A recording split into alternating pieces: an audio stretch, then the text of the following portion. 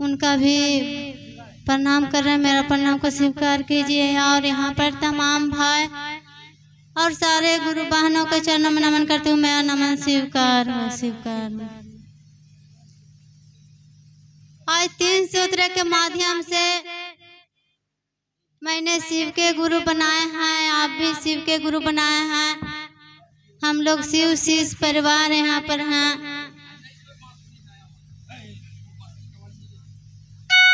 आज के दिन 4 तारीख है।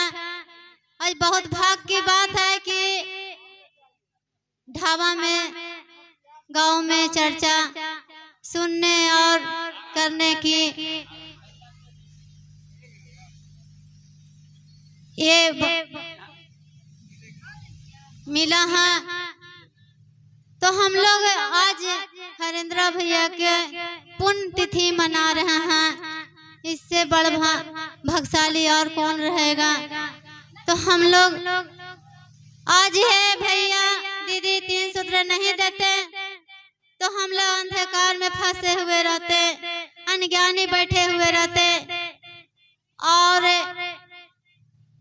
कहीं भी चर्चा में जाते हैं तो गुरु की बातें सुन करके और ज्ञान से हम लोग ज्ञान पाते हैं।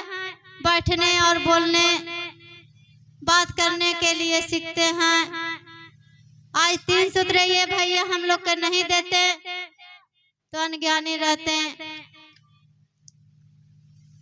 तो पहला में दया मांगना है कि हे शिव आप गुरु हैं, मैं आपका शिष्या हूँ, इस चीज पर दया कीजिए। और दया के मतलब है कि गुरु की याचना करना है, गुरु में जुड़ना है, जुड़ाना है, इसलिए दया मांगिए। और अपने खातिर दया मांगिएगा तो कमी ही कमी रहेगा। इसलिए चर्चा के बारे में दया मांगिए कि हे गुरु आप हमसे काम करवा लीजिए। हमसे चर्चा नहीं हो रही है, हमसे शिष्य नहीं बन रहा है, हमसे काम नहीं हो रहा है आपका, ये काम करवा लीजिए गुरु।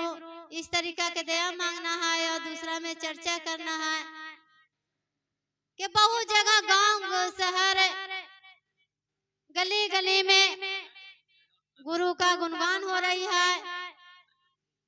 देखिए पटना भी गए तो बहुत सी संख्या में बहुत एक से एक बातें सुनने के लिए और देखने के लिए मिला। रांची भी गए 24 तारीख के, वहाँ भी बहुत चीजें बातें सुनने और सीखने के लिए मिली। आज रांची नहीं जाते तो वो चीज नहीं सीख के आते। बहुत ही अच्छा बात है कि लौकिक में फंस रहिएगा दीदी तो परेशान रहिएगा। लौकिक है कि करोड़ों रुपया के रहिएगा लेकिन टेंशन रहेगा। और यही चीज है आध्यात्मिकता में रहिएगा तो खुश ही खुश रहिएगा।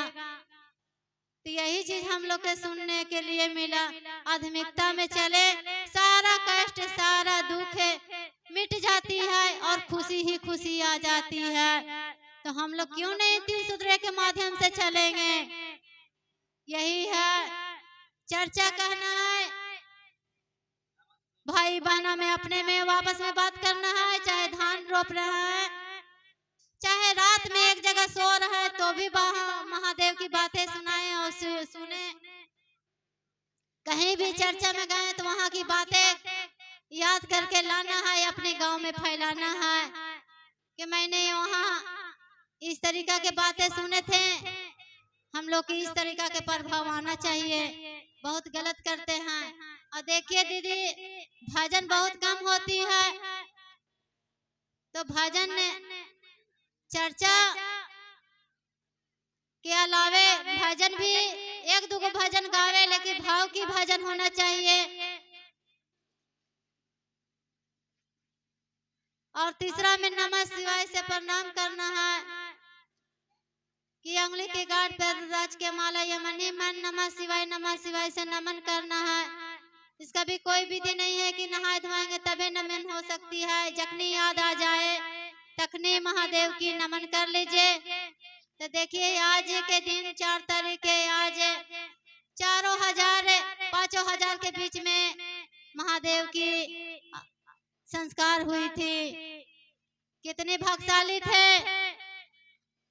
आज यही चीज हम लोग आज मना रहे हैं। तो यही इतना वाणी कह करके मैं अपनी वाणी श्री गुरु के चरणों में अर्पित करती हूँ। जो मुझसे गलती हो जाए तो मुझे माफ कर दे। मैं फिर से गुरु सहित गुरु भाई गुरु बहनों को